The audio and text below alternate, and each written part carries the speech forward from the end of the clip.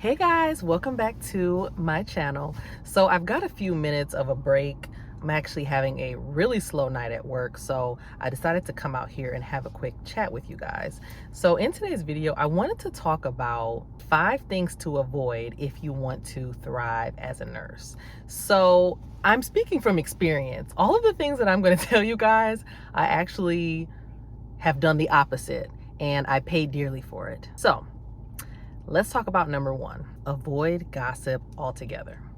So the thing about gossip is actually fun, okay?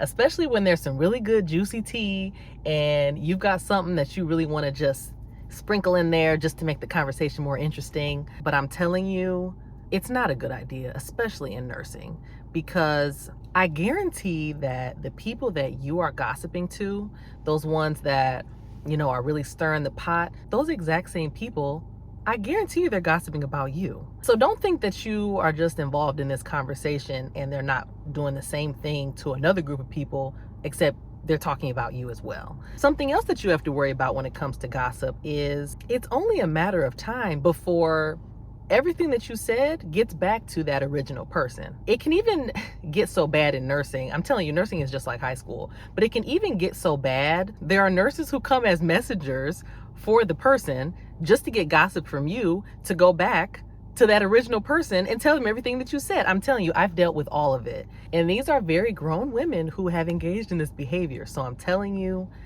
the easiest thing to do is just to avoid it altogether. Avoid gossip. I know it's hard. It takes practice. I'll be honest. Sometimes I still slip up on occasion where I'll just, throw something in there and I'm like, oh man, I really, really shouldn't have done that. I'm telling you, it's really important just to avoid it altogether. So next up, avoid being a yes person. So it's really important to prioritize work-life balance.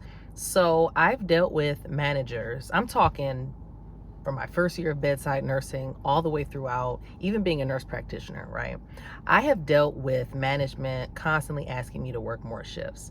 And I felt that pressure to say yes every time. So they would stand there, they would guilt trip me. I mean, they used all these different tactics and they worked. And then I looked up, I was missing important family events. I was missing fun. I was missing out on life.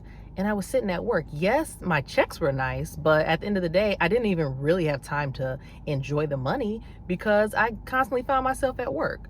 So that's why I'm telling you, just avoid being that yes person. Avoid feeling pressured to say yes all the time about picking up shifts.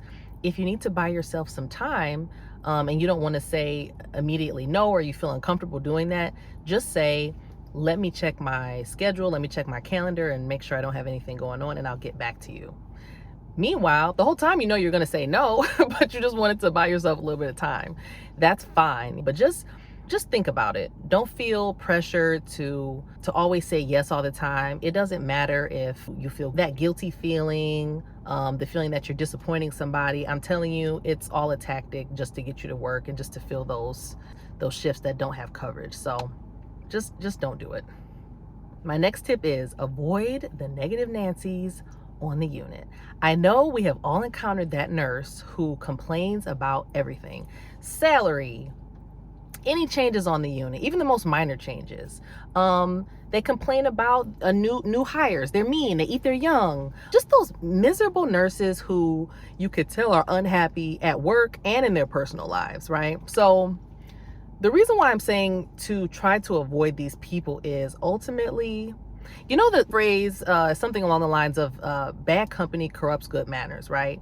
So whether or not you realize it, ultimately that same attitude and mindset, it's going to rub off on you, okay? And one day you're going to look up and you're going to be that complaining, unhappy, miserable nurse who's on the unit, and people are going to be trying to avoid you. So I'm telling you, just be cordial, be kind, but don't make these the type of nurses that you're constantly surrounding yourself with, because I'm telling you, you're going to be miserable. You're going to hate your job. You're going to see all the negativity of nursing rather than, some of the positive aspects of nursing, like forming great relationships, caring for patients, saving lives, these sort of things. And nursing involves such interesting tasks that it's very, very easy to become very negative. So you just want to not add anything to the mix that's going to make it worse. Okay, so the next thing to avoid to thrive as a nurse would be avoid posting anything on social media that you don't want everybody on the unit, including management, to see. Okay, it doesn't matter if your page is private. It doesn't matter if you think that you only accepted requests from people that you're cool with at work. I'm telling you, everything gets circulated. And to be honest, you really want to avoid posting anything about work, especially anything negative about work, because it gets around. I know we've all seen the TikToks. We've all heard about the nurses who ultimately end up losing their jobs over something stupid on the internet. So just only post things that you don't mind everybody seeing. Just be mindful, you know, keep it vague. You don't want to post anything that's too detailed about your life. Obviously, on your days off, you know, if you called in sick, you don't want to post a bunch of videos of you having a wonderful time, turning up, living your best life. Those videos will be shown to management by people you think are not paying attention to what you're doing. It does happen. So just be mindful of what you post online. All right. Last but not least, avoid management.